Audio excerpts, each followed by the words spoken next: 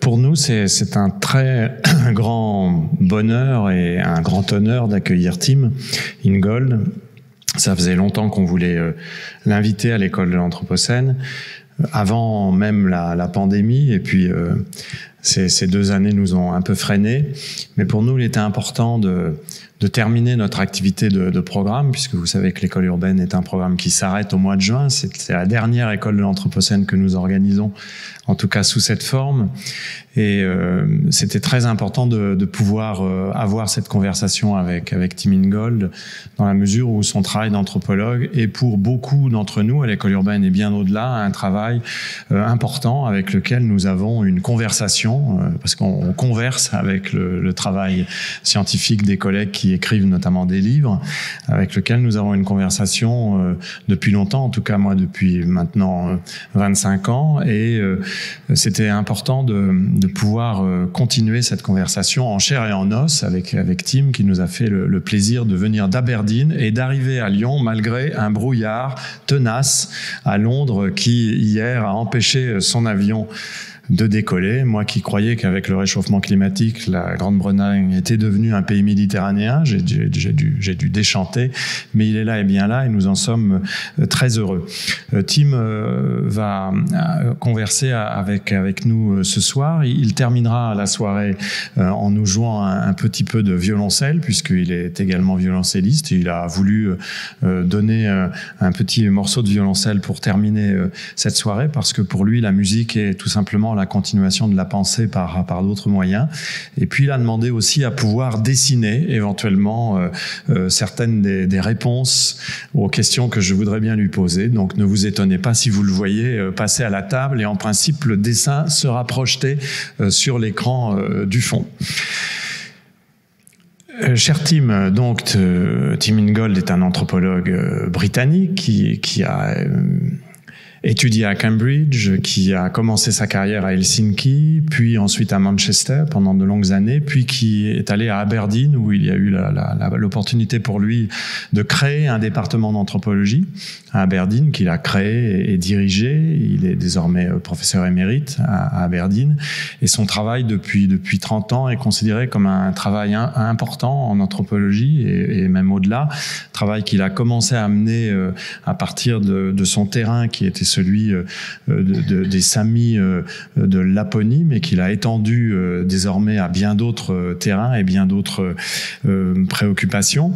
Et pour commencer peut-être, Tim, cette conversation, une première question, mais qui est en même temps un peu une affirmation, dans tout le travail que vous menez depuis maintenant de longues années, on est frappé de voir à quel point, à chaque texte, vous revenez sur cette idée qu'il ne faut pas accepter la catégorisation du monde, la catégorisation a priori des phénomènes, la catégorisation a priori des sociétés, la catégorisation a priori des individus ou la catégorisation a priori des époques.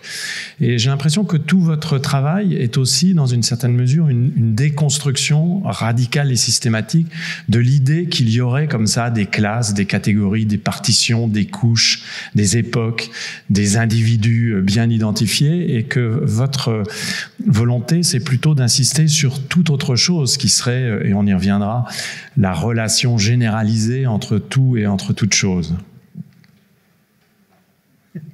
Yes, indeed. In about 1983, or it might have been 1982, I was in the middle of writing a big book about evolutionary theory. And I was looking for a book in the library of the University of Manchester. I was looking for some reference. And I chanced to come across another book. It was Henri Bergson, L'évolution créatrice, the creative evolution of Henri Bergson. And I thought this looks interesting. I took it out. As soon as I opened it, I began to sneeze, because this book had not been opened for decades and was full of dust, and nobody had taken it from the library. And as I read this book, it completely blew my mind. Now, Bergson was presenting a process-oriented view of life and reality and everything. And I had this feeling as I was reading Bergson back then that he'd said everything that in here I was really wanting to say. So somehow already then there was something about a processual model of life that resonated with somehow with what I was feeling, and that is against this whole idea that the world can be grasped in preconceived categories. For Bergson, you only see the world like that when you turn around and look back on it. But when you're actually moving in it and living in it, it's always becoming all around you all the time. So I think it's from Bergson that I took this approach, but it must already have somehow been inside me, because otherwise I would not have responded to it in the way that I did. And I think that comes partly from what I learned from living with Sami people, partly from music, and perhaps partly from my dad was a mycologist. He studied fungi, and fungi don't obey normal biological categories. So in a way, I was doing something fungal at the same time. Vous évoquez votre père, donc, qui était un mycologue, mycologiste célèbre en Grande-Bretagne, qui a un travail tout à fait considérable.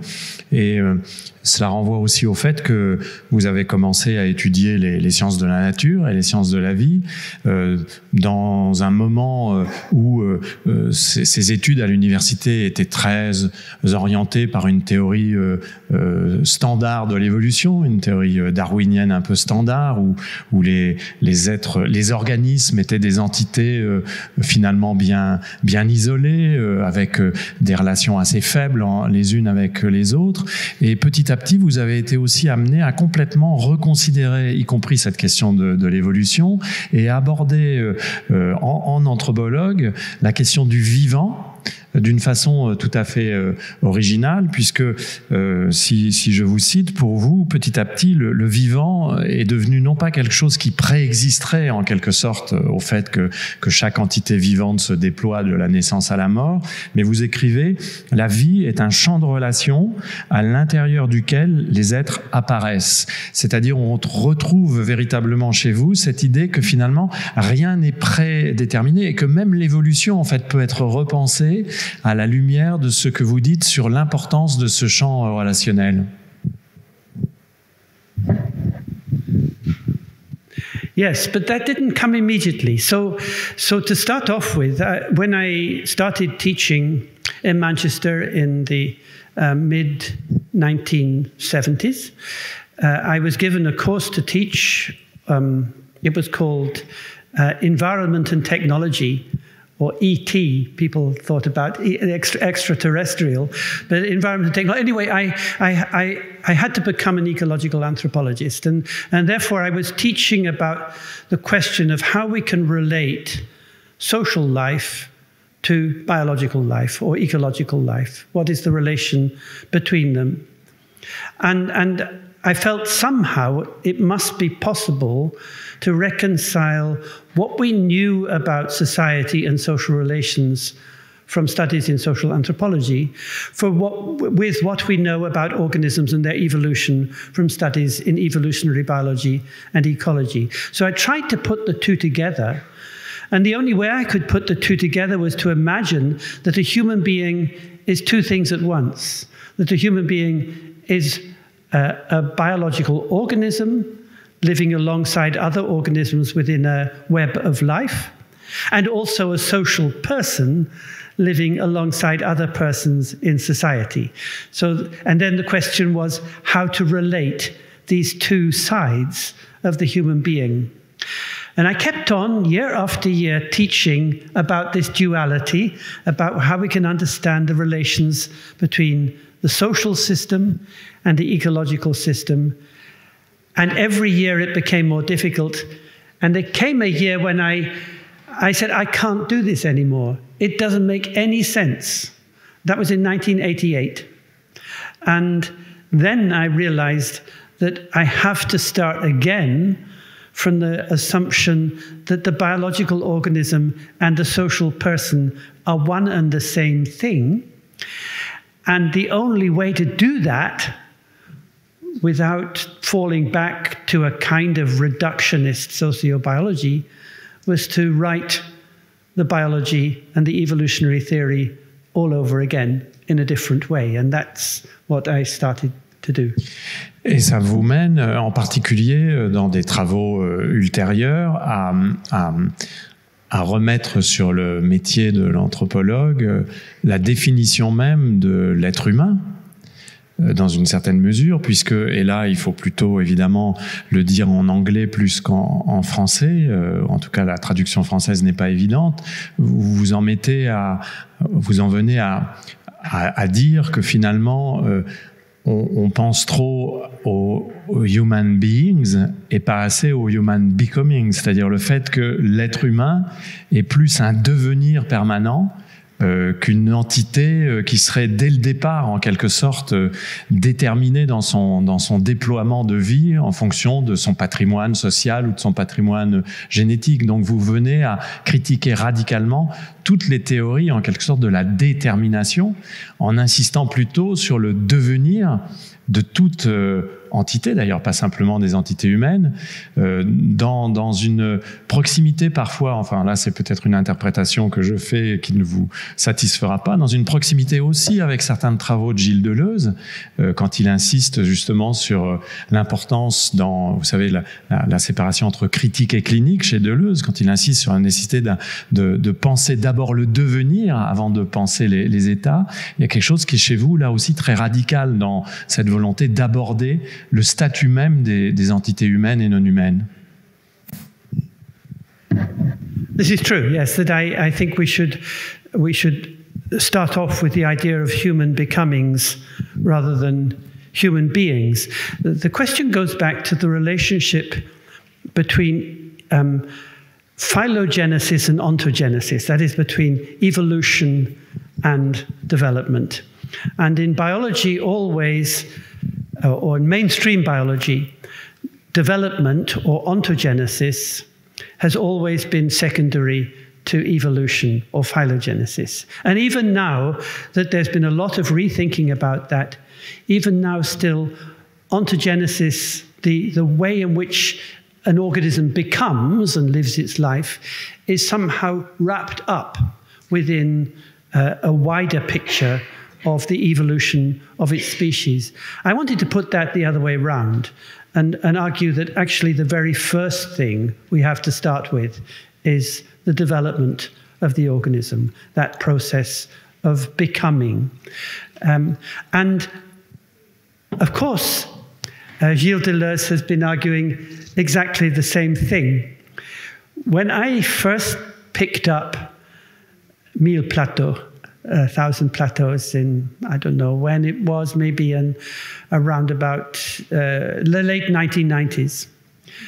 I turned to page 1, I saw some scribble, I read some stuff. I didn't understand a single word of what this was about. It went on like so many French philosophical books. It starts in the middle of nowhere, goes on for several hundred pages and then stops. And I couldn't see why I should waste my time on this nonsense. So I put it aside and forgot about it. And then I started writing about becoming and about lines and all this kind of stuff.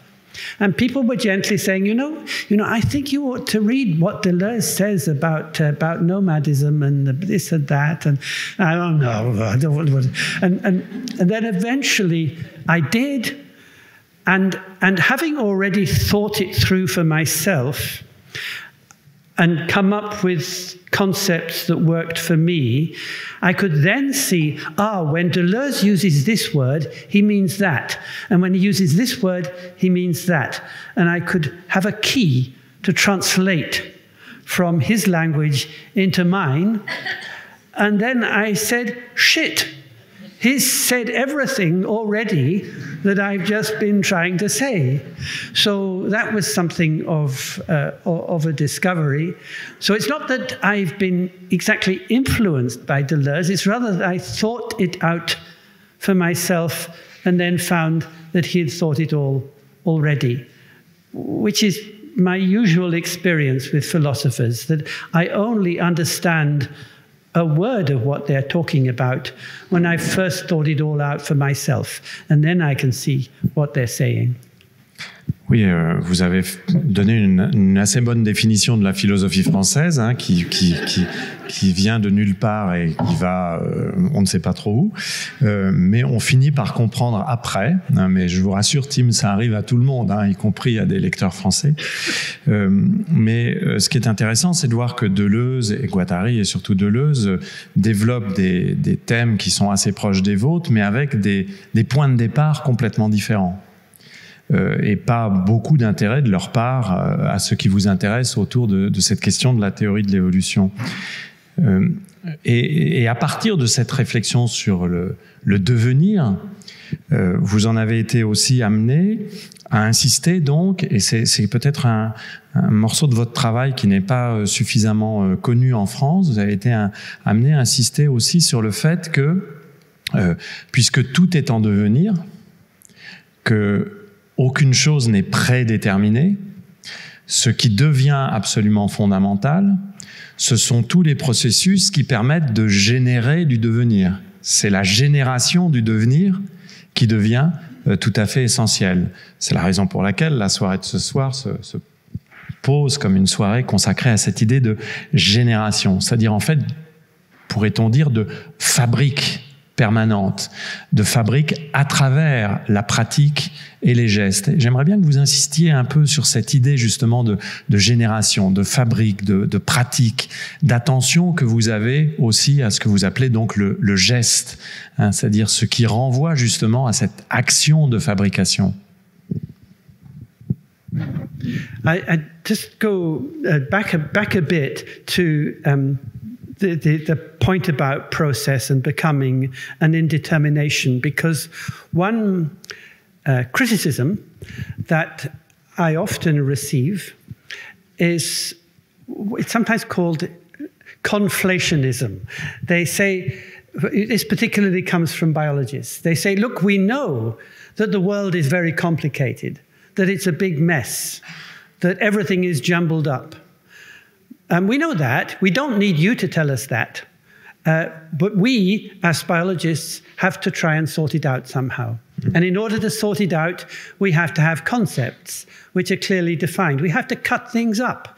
And then once we cut them up, see how these things that we cut up might be interconnected.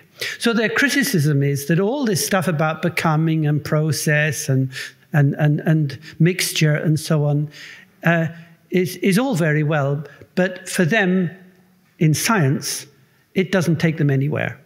It just leaves them with the same mess that we all started with. And my response to that is to say, no, that is not the case. That in fact, you can do very precise work by thinking in process terms rather than in terms of distinct and discrete entities.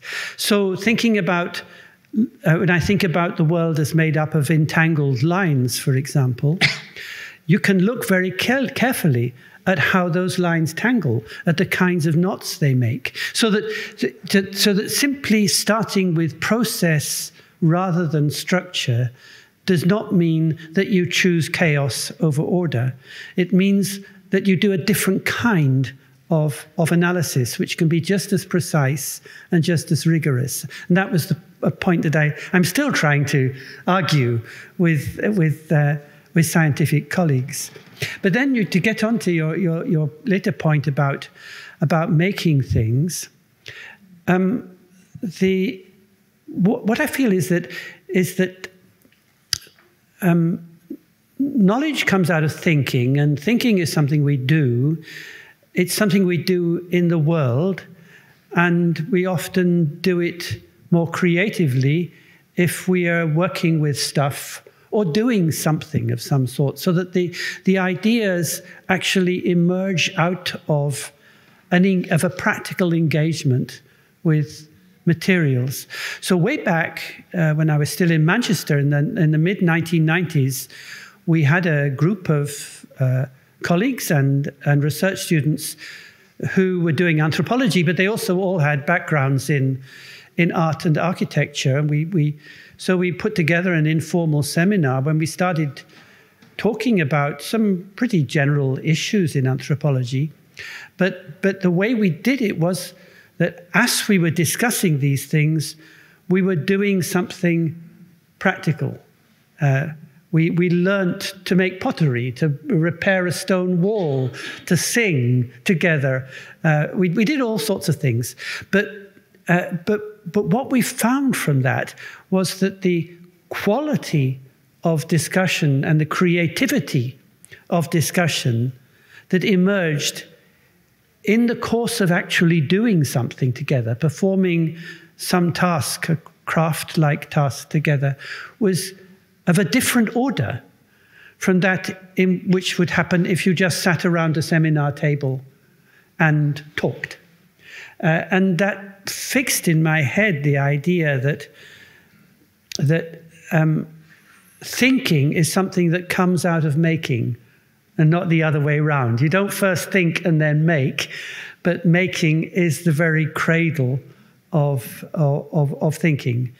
I need not be making, of course, it can also be something like playing a musical instrument, that the thinking comes out of it. C'est pour ça que vous définissez même l'anthropologie justement comme un geste avant d'être une pensée distante, et vous êtes très critique par exemple par rapport à une certaine anthropologie, notamment l'anthropologie française de tradition structuraliste avec laquelle vous aimez bien rompre des lances. Vous dites que ce sont des anthropologues dans un fauteuil, non pas au sens où ils ne seraient pas sur un terrain, mais ils regardent en quelque sorte les choses de loin, toujours à partir des catégories de pensée, les structures par exemple, qui sont en quelque sorte des manières de prédéfinir la manière même dont il regarde. Vous pensez que l'anthropologue, c'est d'abord quelqu'un qui va déployer des gestes d'études particuliers dans des situations de making, de faire particuliers. Well, yes, this is the issue about anthropology and ethnography, which has got me in a lot of trouble recently with my colleagues, because I've tried to insist that they're different, and but not in the way in which that is commonly understood. So the mainstream or the conventional view is, if you're an anthropologist, you go and do some field work somewhere, spend some time living with people, collect a lot of material in your field notes. You call that your data. So you have all this ethnographic data, very descriptive, very detailed. You bring it back to your university, your laboratory, and then you sit down and analyze it and turn it into a work that might be a book or a paper or something like that. And the more you go from the direct record of what you experienced in the field to this publication and this conversation with colleagues in the university, the more you go from ethnography into anthropology. And what happens then is that the site of the conversation changes. So in the field, you're talking to the people in the community that you're working with. Back in the university, you're talking to your colleagues. So you have an ethnographic conversation here and an anthropological conversation there. And I felt that is all wrong, because it reproduces a division between the academy and the world. And it reproduces the claim of the academy to have a superior knowledge of the way the world works. And my understanding of anthropology is that it is actually what we are doing with people in the field, wherever we are, if what we are doing is not learning about them, collecting material on them and their way of life, but studying with them. And one example I've used to explain this, and it touches on the cello again, is I supposed, because I'm a cellist, I would dream that I would go and study with Mstislav Rostropovich. I would somehow get into his circle and I would sit at his feet and watch him play and soak it in and learn the wisdom of it. And so I would come back after that and I would have a better understanding of the music, of the instrument, of myself, and I would be a better musician. That's one thing I could do, and that seems to be like a very anthropological thing. You go and spend some time studying people, and it transforms you, and you return with wisdom and knowledge that you didn't have before. Or I could have used my cello as a sort of entry ticket to get into Rostropovich and his circle and say, actually, I am doing a sociological study of the position of cellists in contemporary Russian society. And I would interview Rostropovich, and I would find some other cellists, and I'd interview them, and I would write a book, which I thought we would call Bears on Strings, or Cellists in Russian Society. But that would be a completely different thing, because rather than studying the cello with Rostropovich, I've gone to make a study about Rostropovich and his life and work. And to me, the anthropology is this kind of studying with. It's where we treat everybody as a possible teacher, where we treat every form of life as a kind of living experiment in how to live, and try to learn from those experiments in order to address the question which concerns every one of us, which is how should we live in the world today. C'est cette attention justement à la capacité qu'on a d'apprendre de toute entité avec laquelle on entre en relation, qu'elle soit humaine ou non humaine, qui vous a poussé à être aussi très, très actif, et là peut-être que tout le monde ne le sait pas, en matière de recherche et de réflexion sur la question éducative, sur l'éducation. Vous avez consacré beaucoup d'énergie aussi à réfléchir à ce qu'est l'éducation.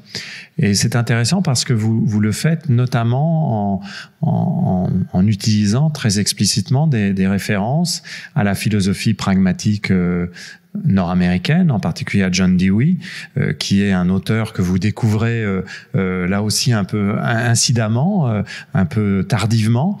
Vous m'avez même dit tout à l'heure que dans vos études universitaires en Grande-Bretagne, on ne vous avait jamais parlé de cet héritage pragmatiste, et vous découvrez chez Dewey justement cette attention aussi à la capacité d'entreprendre un acte éducatif fondé sur le travail collectif, la conversation collective, l'écoute collective, en rompant aussi avec les modèles de transmission du maître qui sait à l'élève qui ne sait rien. Et je crois que c'est intéressant peut-être de revenir sur cette attention que vous avez, cet intérêt que vous avez pour la question éducative. Yes, I mean, in fact, education was... I've bumped into all sorts of different disciplines, and I love working alongside people in other subjects. And education was almost maybe the last discipline that I came across. It happened in the sort of around about 2010, 11, 12, so during the 2010s, I mean the last decade. I was actually leading a project funded by the European Research Council. It was called Knowing from the Inside, Anthropology, Art, Architecture and Design. And the main aim of the project was to show, through examples and specific studies, how we could establish a way of knowing that grows through one's practical engagement with the world. And I think when I wrote up the proposal for this research, it didn't really have anything much to say about education. But as the research developed, the one thing that we all discovered was that actually pedagogy and education was key to it all. That the whole issue was about how we can reconceive the educational process in such a way that it is no longer understood to be the transmission of a pre-established body of knowledge from one generation to the next, but a process in which people of different generations, adults and children, or grown-ups and students, how people of different generations collaborate in growing knowledge together through an encounter with actual things in the world. And there was a pivotal moment for me. It took place, I don't remember, probably 2013 or 14. I was in a conference in Belgium. It was a walking conference, and many of the participants had spent the previous week walking the length and breadth of Belgium. I didn't. But then in the final day, they all met in this place, and they were presenting papers. And one of the presenters there was a Belgian philosopher of education called Jan Maschelein, who has developed the whole idea of education as what he calls exducere, a leading out into the world. And he uses walking as the primary method of doing that. And so he gave a talk, he made a presentation about his work. And I'd been sitting there, as you do in conferences, feeling rather bored. And suddenly, this was riveting. I suddenly realized that this was it. And not only that, but that what he was talking about is exactly what I thought anthropology was too. He talked about education as a kind of exposure, expositio, of taking people out of their comfort zones, out of their established standpoints, moving them, displacing them in such a way that they are forced to attend to the world with new eyes, to see things that they hadn't seen before. And that was what education is all about. And I realized that that is exactly what anthropology is supposed to do, that we go to places that are outside our comfort zone, places that we're not familiar with. We expose ourselves, and through that exposure, we learn. So then it suddenly dawned on me that actually, in that sense, anthropology is fundamentally an educational discipline, not an ethnographic one. That it doesn't exist to collect material on other people and write them up. It exists as a mode of education in itself, of taking us out into the world so that we can bring that world into presence and engage with it. Then I was asked to give some lectures in Rennes, in University of Rennes, which were named after John Dewey. And I started reading up Dewey's work, with which I had been previously unfamiliar. And I found that, in a way, he was proposing something very, very similar and something incredibly relevant for our times. Only a year or two later, in the UK, we were plunged into the most terrible time you will have heard about, the Brexit debate. And things became very, very polarized. I was at a meeting in the Barbican in London in which there was a debate about education and democracy. And people were getting up and saying that education is the enemy of democracy. It is elitist, it is cosmopolitan, it is feeding the neoliberal project. Democracy is for the people. And I realized that there was this gulf, a perceived gulf between education and democracy, and that was actually tearing our society apart. And that was exactly the question that Dewey was addressing 100 years ago and proposing some solutions to it in the form of the kind of conversation, dialogue, the attempt to establish like-mindedness, as he called it, which is so relevant to us today. So now I feel very passionate about Dewey and how we all ought to be reading him, because it would help us a lot.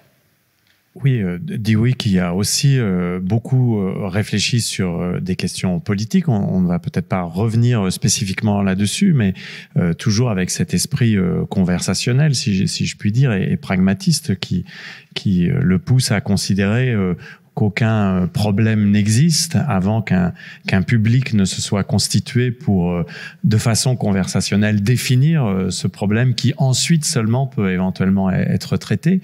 Et ça renvoie quand même aussi assez spécifiquement à la façon dont vous concevez l'activité de recherche, c'est-à-dire aucun problème scientifique ne préexiste en quelque sorte à la conversation qu'on peut avoir pour le construire en quelque sorte publiquement et tenter ensuite de l'aborder. That's right. I think actually you can also find this in Deleuze, a sense of what we actually mean by problems. I don't remember exactly how Deleuze phrases it, but basically I think there's a difference between what I call real problems and false problems. False problems are ones which contain their solutions inside them, already there, so it's just a matter of finding them. Real problems, in the solving of them, take you beyond the problem you started off with. They move you on. So for example, and this is an example from Bergson actually, where he compares somebody making, suppose there's a famous painting which in an art gallery, and you go to the art gallery shop and you can find a jigsaw puzzle with the famous painting, and you can buy the puzzle and make the painting at home by putting all the pieces together. Or you can be the painter actually painting that painting. And Bergson makes the point that the difference is that the puzzle, the jigsaw puzzle, already contains its solution. And your job in making the puzzle is simply to find it. And in theory, you could get quicker and quicker and quicker at it, until eventually it would take you no time at all. But if you're actually painting a picture, then you've got a different problem. And that problem does not have its solution inside it. It's a problem that can only be resolved, and never fully resolved, through a process of life, which has its own duration and moves you on. So, life is a problem in that sense. It doesn't have its solution inside it. But in trying to solve it, we can actually move to beyond where we are now. And there's a particularly beautiful bit in Dewey where he shows that if you have two people coming together and they're starting a conversation, they come with different backgrounds, they know different things, but what each has to do then is to cast their imagination forward to a place beyond where they are now. So if I cast my imagination forward and you cast your imagination forward, we can meet somewhere in another place which is beyond where either of us are now. And that, I think, is the beauty of it, that's the way in which conversation can draw us on, which contrasts to the rather more populist democratic ideal, which is to try and establish a conversation, you have to see if you can find something you both have in common to begin with. That's to fall back onto a point of origin rather than to move on to an imagined point beyond. And I think that's really a critical difference.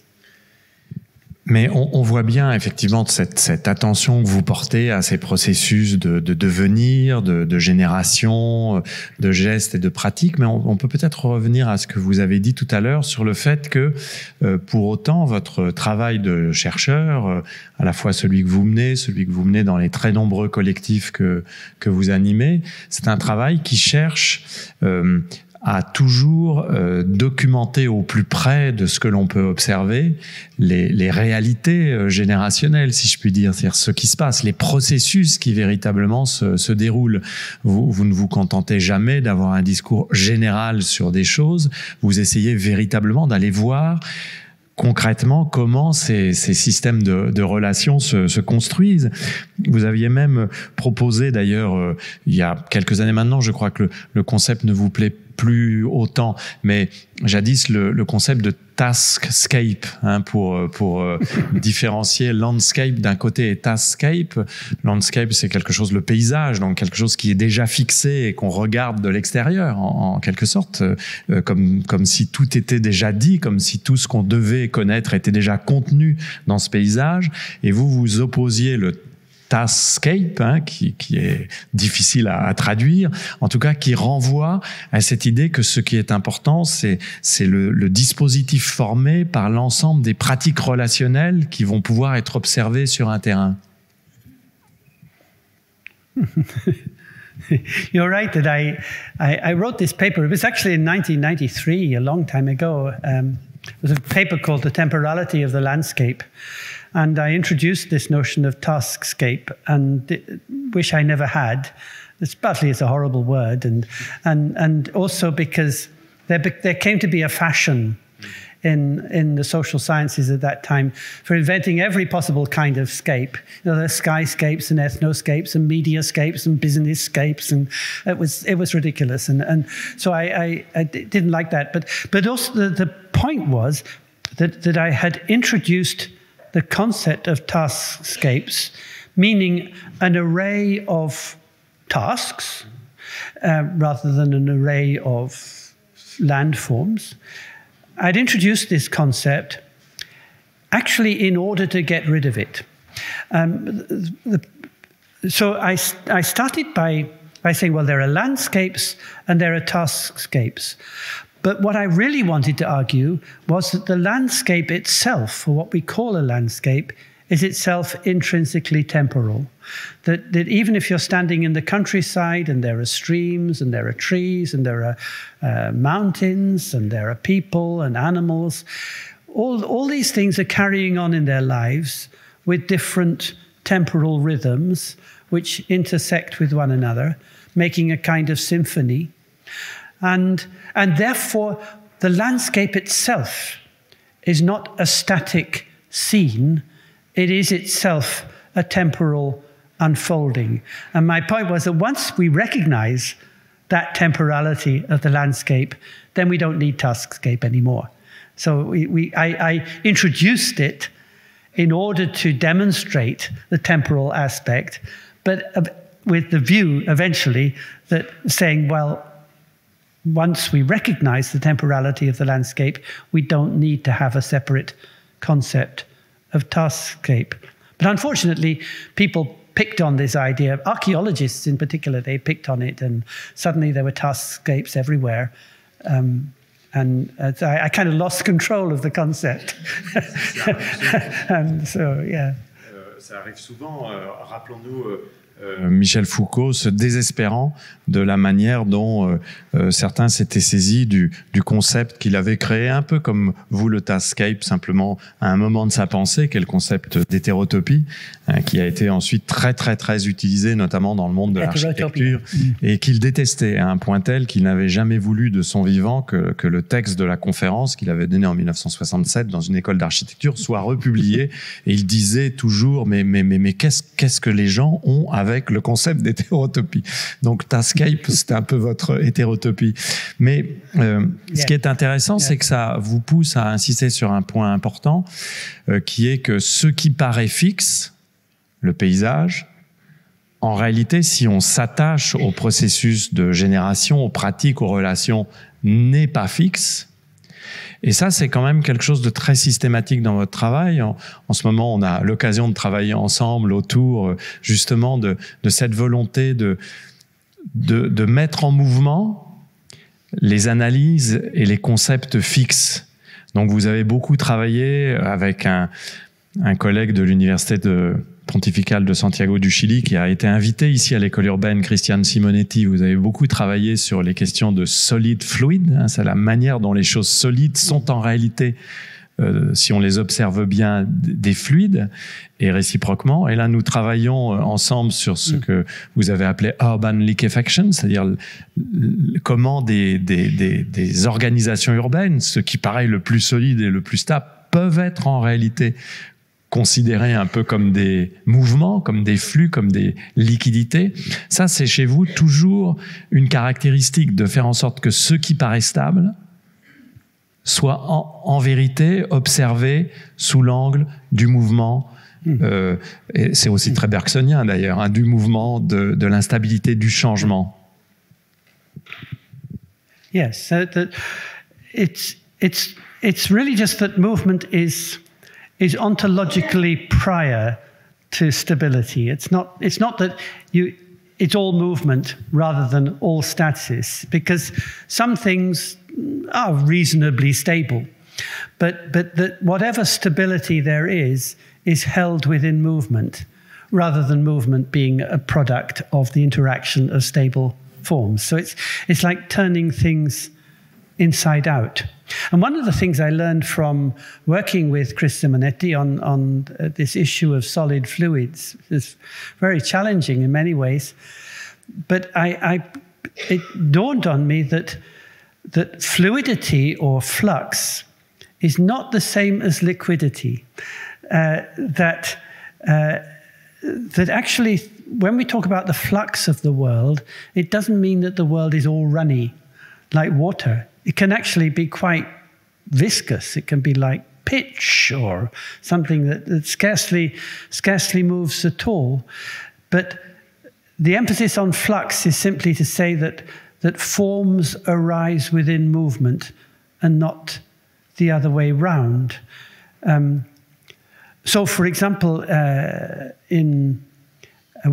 of the people we've been working with in our research group, Paolo Grupposo, an Italian anthropologist who did his fieldwork in the Pontine Marshes outside Rome, where Mussolini had this immense project to drain the marshes by putting in drainage canals that would drain off all the water, and then in between establish firm dry land for urban settlement. And this was done.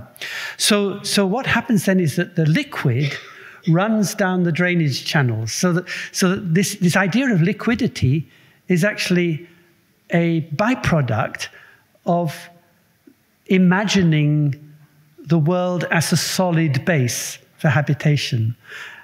And whereas with flux, kind of gets rid of this solid-liquid dichotomy. You can look at the trunk of a tree, and it's pretty solid, but that's definitely flux.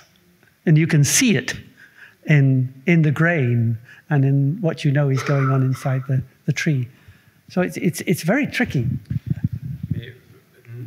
Vous aviez déjà, en quelque sorte, développé cette idée des choses qui doivent être repensées au-delà de leurs apparences dans votre très célèbre analyse.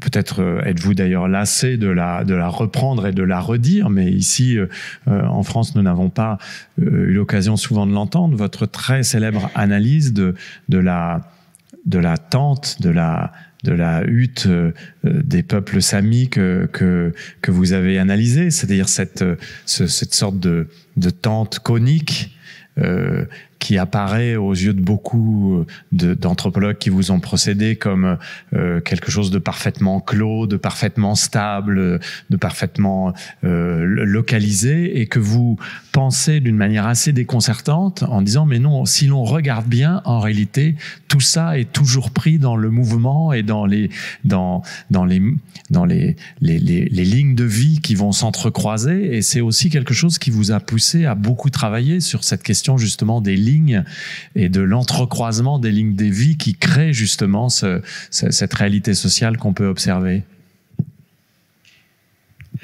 Yes, with the conical lodge of the Sami people, I mean, the people all around the circumpolar north used traditionally anyway to stay in these conical tents made of poles and then covered in reindeer skins. They're very remarkable, very capacious inside. And I remember thinking, trying to work out about this, that it's a bit like if you have a nasty boil or pimple on your skin, that's not a very nice analogy, but suppose in your skin it suddenly creates this volcanic boil with and a little pus coming out at the top, and you think actually this pimple, it's part of you. It's grown out of your body. It's not something that has been stuck on top, and the stuff that is coming out of inside your body. It's the same with the Sami tent, that it's something that almost grows out of the earth, and its conical form actually maps a sort of spiral, which is the spiral taken by the smoke as it rises from the fire in the hearth at the center and goes out at the smoke hole in the apex. So you have to think of it not as this architectural structure, but more like the envelope of a whole process in which stuff is brought into the tent, food and materials cooked on the fire, and then the smoke going out into the sky and then around again. And that's how you have to understand the form of the lodge, as a sort of knot of lifelines that have come together, knotted together in the hearth, and then issuing out again through the smoke. Et d'ailleurs, vous montrez que ça change même la manière dont on peut analyser la cosmologie, par exemple, des Samis.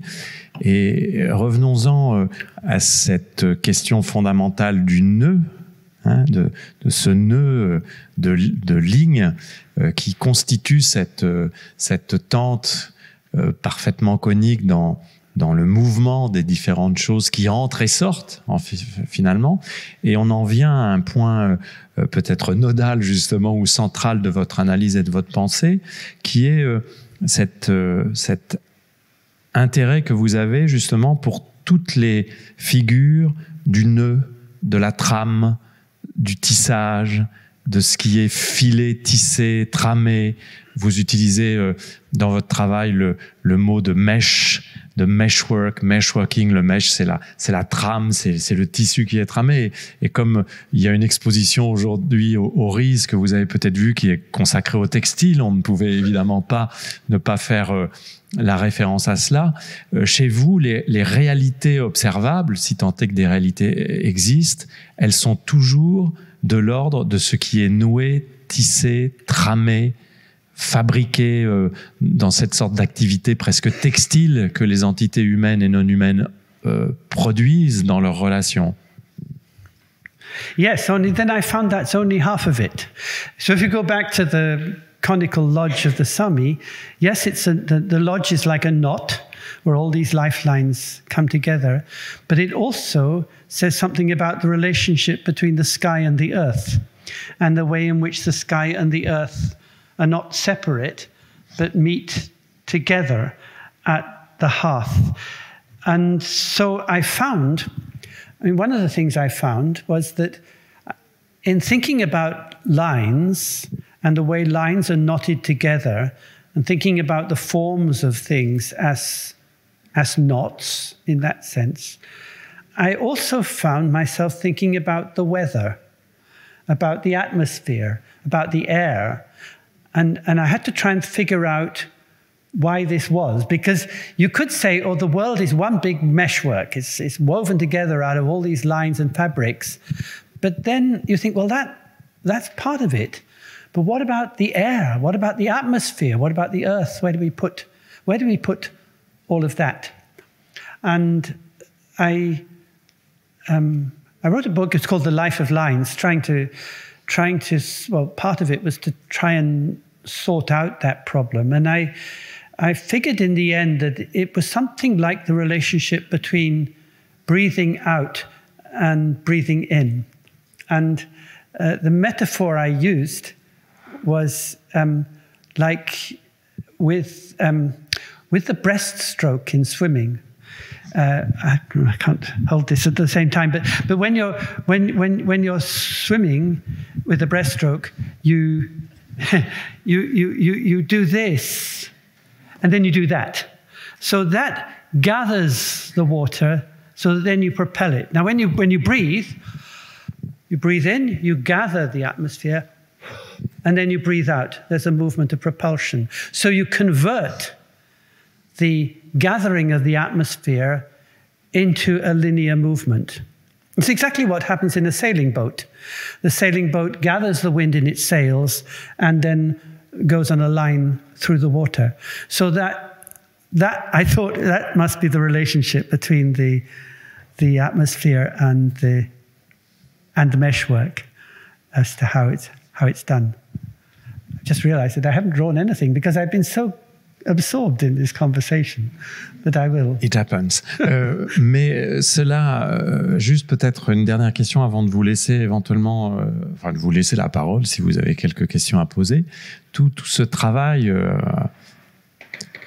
minutieux, passionnant, iconoclaste, essayant de troubler les catégories et les genres scientifiques, vous a mené souvent à réfuter la pertinence d'un certain nombre de concepts classiquement stabilisés dans les sciences sociales ou même parfois les sciences.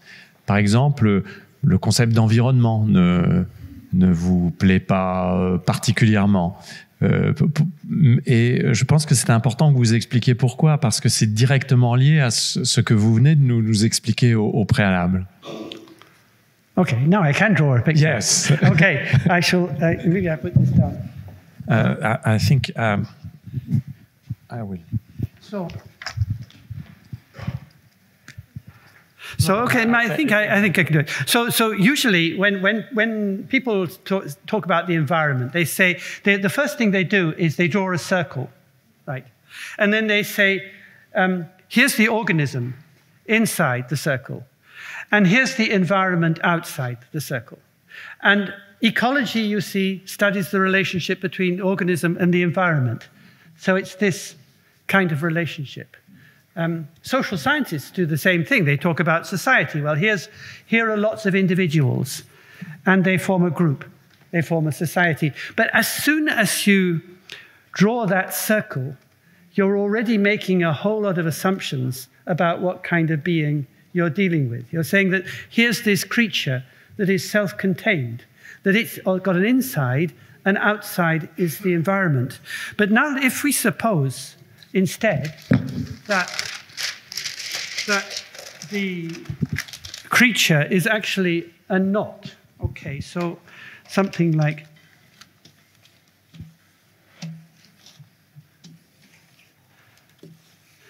and it's very dense in here, in the middle. And you say, okay, that's this creature we're dealing with. It doesn't have any clear boundaries to it because there are all these loose ends going off. But still you can say it's there. And now you say, well, here's another one. And here's another one. And then you say, well, where is the environment exactly? Because you haven't got an inside and an outside. You've just got all of this tangle. And that's the meshwork. So then I thought, we don't really... Actually, the French word milieu is much better because it's sort of in the midst of things. It doesn't have this suggestion of there's one thing here and then everything else that surrounds it. So that's why I felt in the end that that environment is not the best possible word to use. But whilst I'm up here, I just wanted to draw the sun. We were talking earlier about the sun and tent. You see, one could say that here is the land and the tent is up here and here's the fire in the middle.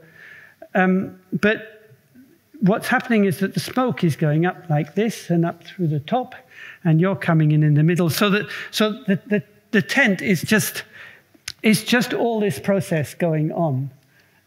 It's not, again, it's the same thing. It's not that there's an inside or an outside. You can be inside the tent or you can be outside the tent. It's like wearing clothes and that I'm inside my sweater at the moment. But it's not like there's some kind of structure that is put in place that is separating the outside from the inside because the whole thing is based on the idea of a circulation, of things coming in, out. So the lines are coming in, out into the atmosphere, in through the lines and out like that. And what you have is that structure of it's a circulatory model rather than a structural one, I suppose. Yeah, now I've had a chance to draw something. J'ai bien fait de poser la dernière question sur l'environnement pour qu'on puisse avoir ce petit moment de dessin. Il y a des micros, je pense, qui circulent dans la salle et vous pouvez poser vos questions en essayant de parler distinctement pour que les traductrices puissent traduire les questions à Tim. Et s'il vous plaît, des questions courtes appelant des réponses.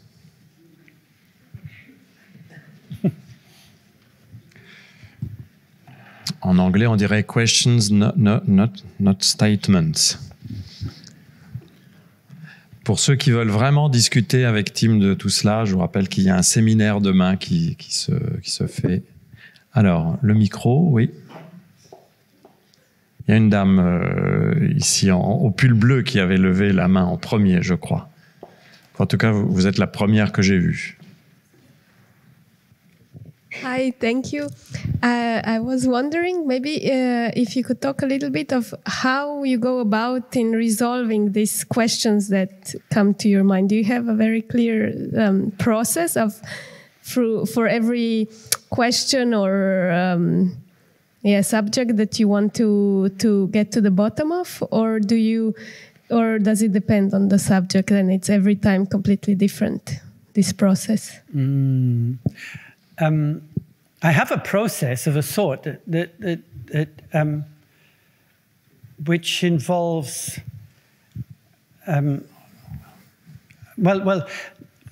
the key to it is a little triad: a notebook, a pencil, and a pair of spectacles, and which you can have with you all the time. So when I'm worrying about a problem, it's going round and round and round my head, and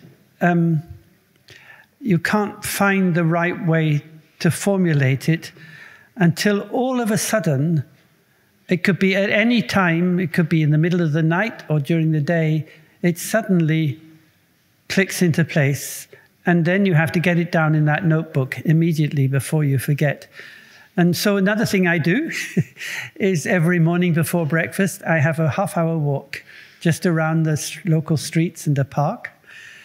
And so I've usually got something that's going in my head, and it's going around my head as I walk. And usually by the time I get home, I have some sentences in my head, and then I have to rush for my notebook before it's too late to get them down, and then I can have breakfast. And so there are little things like that, and of having a very strict routine that help one to think. But I don't think that I could ever put the process down in a sort of organogram or some kind of chart, like sometimes people do. Is I do this, then this, then this, then this. It kind of doesn't work like that. But some things really help. Ça renvoie d'ailleurs à ce que vous avez souvent expliqué de votre conception de l'anthropologie comme une sorte d'artisanat, un peu d'artisanat créatif en quelque sorte, avec encore une fois cette attention aux gestes, parfois aux gestes de routine, le fait de marcher tous les jours une demi-heure de la même façon, cette sorte d'exercice d'entraînement qu'on retrouve également dans la musique, c'est-à-dire qui n'a pas forcément de finalité autre que l'exercice lui-même. Il y a tout ce côté chez vous de refuser un peu l'industrie de la science, entre guillemets, pour préférer cette sorte d'artisanat créatif. Yeah, I think so. And of course, the writing itself is a process of discovery. So you start writing something, you don't know how it's going to go, and it gradually, by a very mysterious process, sort of finds a form. So you have this feeling that you're actually you're not so much creating something as discovering something as you go along. And it's something that my scientific colleagues often don't really grasp, the idea that actually the writing itself is a process that is generative of ideas. Bon, ça c'est le thème de l'atelier de demain, hein, le processus de création par l'écriture. Y a-t-il une autre question? Oui, deuxième rang, ou là-bas, donc il y aura une autre question. Oui, je vous en prie. Allez-y, oui. Bonsoir. Vous avez cité Deleuze, Bergson. Est-ce que vous souhaiteriez nous délivrer un mot sur Simondon, qui est passionné et obscur?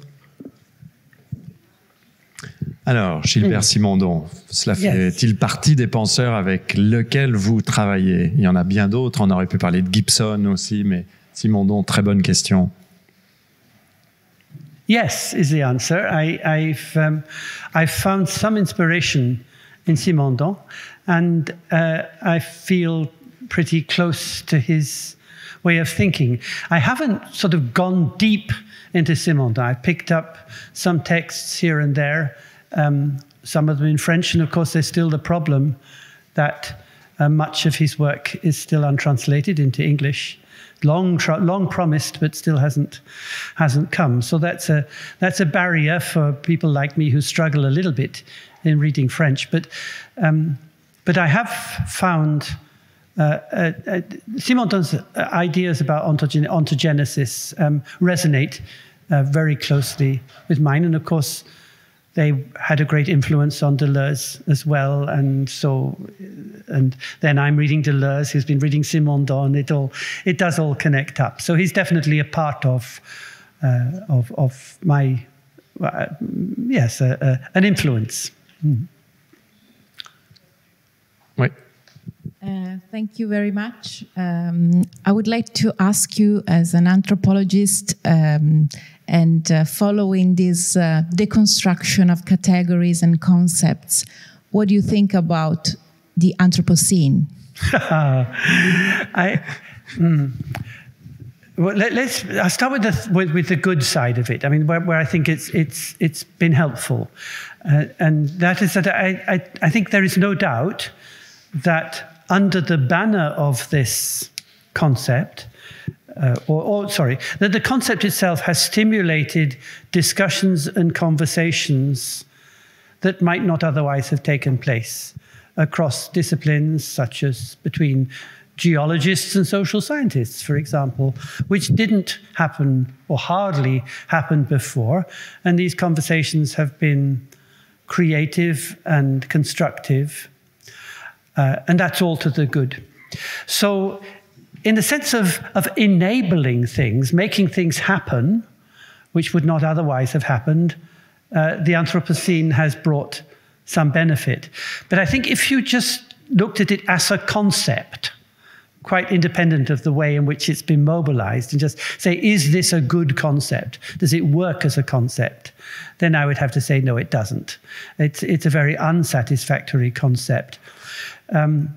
For two reasons. One is the reason that many people have pointed out, and that is that it generalizes across humanity a process for which responsibility lies in only one small part of humanity. That's why some people have called it the capitalocene, that maybe all capitalists are human, but not all humans are capitalists, and it's not right to this narrative in which man or humanity is responsible for all of this is part of the problematic legacy of the Enlightenment that we're trying to deal with. So that's one problem. The other problem is the scene bit. Geologists have always thought of the history of the Earth in terms of a series of epochal strata.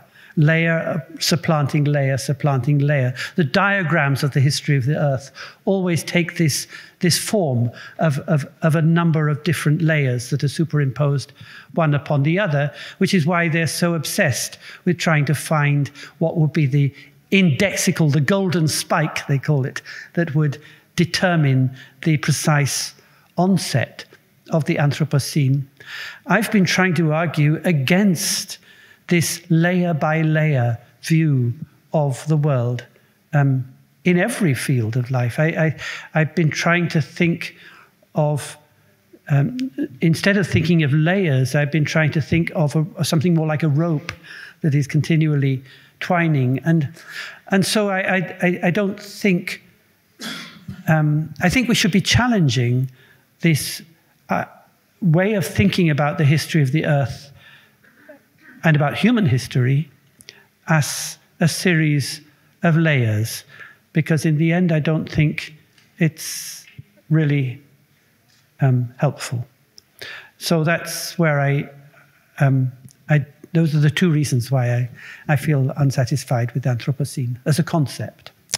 Merci de cette question et de la réponse. D'ailleurs, vous aurez remarqué que l'école urbaine a intitulé son événement « À l'école de l'Anthropocène », non pas pour dire que le concept était satisfaisant et réglé, mais plutôt pour lancer la conversation autour de cette question de l'Anthropocène. C'est donc plutôt la première acception qui est la nôtre. Allez, dernière petite question à gauche. À gauche. Oui, excuse-moi Christine, à la gauche géométrique. Bon, merci beaucoup. Je préfère m'exprimer en français. Merci beaucoup. Puis on a terminé le séminaire cet après-midi en parlant de joyeuseté, d'être joyeux. J'ai l'impression que vous êtes joyeux dans la restitution de votre travail. Donc, merci pour ça. Moi, je voulais juste... j'avais deux questions. Moi, je vais peut-être me limiter à une. Quand vous dites de façon extrêmement généreuse, c'est une anthropologie de la générosité. On vous connaît pour ça. Quand vous dites que vous apprenez et que vous êtes là pour... Vous êtes non pas le sachant, mais celui qui apprend. Je voulais savoir s'il y avait une réciprocité. Est-ce que les Samis reçoivent vos recherches? Est-ce que ils en apprennent quelque chose? Comment ils les reçoivent? Est-ce qu'il y a un aller-retour? Qu'est-ce qu'ils pensent de Deleuze? Accessoirement, et voilà. Et puis la deuxième chose, bon, peut-être un peu plus compliqué, je vais essayer d'être brève. J'entends bien là ce mouvement, etc. Mais est-ce que c'est pas possible de rendre compatibles ces deux anthropologies en fait qui sont un bout, l'une qui serait celle de la fixité, on va dire de la stabilité, et puis à l'autre bout celle du mouvement. Est-ce qu'il n'y a pas moyen de les faire se communiquer parce que on est tous en lutte contre la mort aussi, contre la fin de la vie, et qui demande quelque part une stabilité. Et l'attente, c'est aussi un moyen de nous rendre, de nous donner un repère. Donc voilà, est-ce qu'il n'y a pas moyen de rendre compatibles ces deux anthropologies? Merci. Okay, so there are two questions. They're both quite difficult. In the Sami case, there's a sort of there was a kind of time lag in the sense that I didn't feel when I first did my fieldwork with Sami people for my doctorate. It was way back, and in those days anthropology was done very differently. And I don't feel, although I had sort of good personal relations and so on with people there, I didn't feel that there was a proper dialogue going on at all, really. But then, in the years that have passed since then, I found that one of the things that has happened has been a considerable growth of Sami scholarship among Sami people themselves, and in which they have started to engage with philosophical and political issues. Simply because they are scholars in their own right, and I found latterly now that it's as though I'm coming back to Sami people, but now through direct scholarly conversations with Sami scholars who are in touch with their own communities. So it's there, I think, that the feedback really works. Not me trying to explain my anthropological ideas to the people I worked with to reindeer herders and so on, but actually finding that I'm in dialogue with people who themselves have entered the world of scholarship from a Sami background and with Sami experience. And we can discuss then on equal terms. And I find that very, very satisfying and actually the best kind of feedback. The second question is tricky. Are we all? My first reaction is to say that there's no incompatibility here. It's a question of priority between thinking of everything in terms of movement and thinking of everything in terms of stability. It's whether we situate stable forms within movement or the other way around. And my inspiration, which is also Deleuze's and Bergson's and many others, is, of course, Lucretius, Titus Lucretius Carus on the nature of things. And Lucretius had this wonderful idea that all the stable forms we see in the world are like eddies in this flow. That everything is flowing, but because of little irregularities and bumps like stones on the riverbed, things begin to cascade, and you get this cascade of eddies. And whenever you see a stable form, where I see you, a person, what I'm just seeing is an eddy in this flow. And the really beautiful thing about this is actually that means that when you die, you re-enter life. And this is actually Bergson's idea, but I also found it in material on Chukchi people in northeastern Siberia. Say the same thing, that when you live, you're like an eddy in the stream. You've diverted the flow a bit, and you're holding out against the flow until eventually you run out of energy and you dissolve back into it. So you emerge out of life. You hold it up for a while, and then you melt back into it. It's a melting back from the actual into the possible. So it's a really lovely idea, because it means actually, when you die, you're just going to melt back into that overall generative flow out of which all living things emerge. And I find that a really remarkable idea. Merci beaucoup, merci Tim Ingold de cette conversation. Et pour la terminer, Tim a accepté, avant qu'il ne se prête au jeu aussi, si vous le souhaitez, des signatures des livres de Tim qui sont en vente à la librairie à la sortie. C'est la librairie des cours qui nous accompagne pendant toute cette semaine, et ils ont fait un gros travail pour avoir de très belles références. Tous les livres de Tim traduits en français sont disponibles. Avant de terminer, Tim nous a proposé de jouer un petit morceau de violoncelle. Donc c'est à toi, en sachant que ce n'est pas son violoncelle. C'est un violoncelle qui a été prêté par l'École nationale de musique de Villeurbanne. C'est pas son violoncelle, et c'est un violoncelle qui n'a pas joué depuis quelque temps, donc de temps à autre, ça produit des effets. Et puis ensuite, la soirée sera terminée.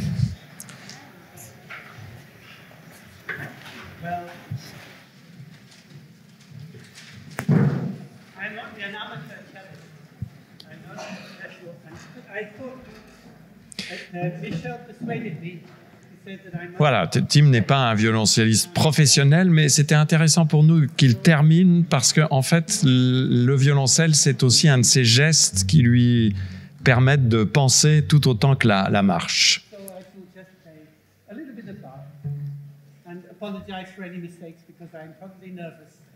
Ah. Voilà. Merci Tim. Je tiens le micro quand même.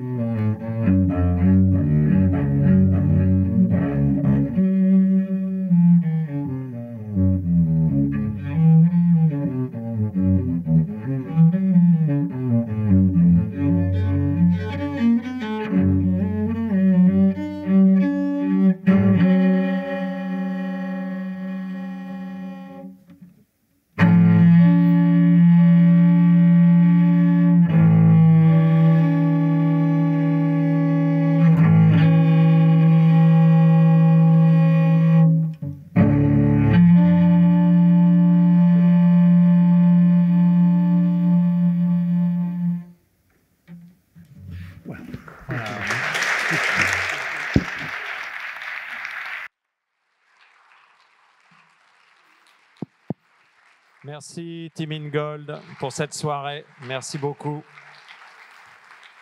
Merci à vous.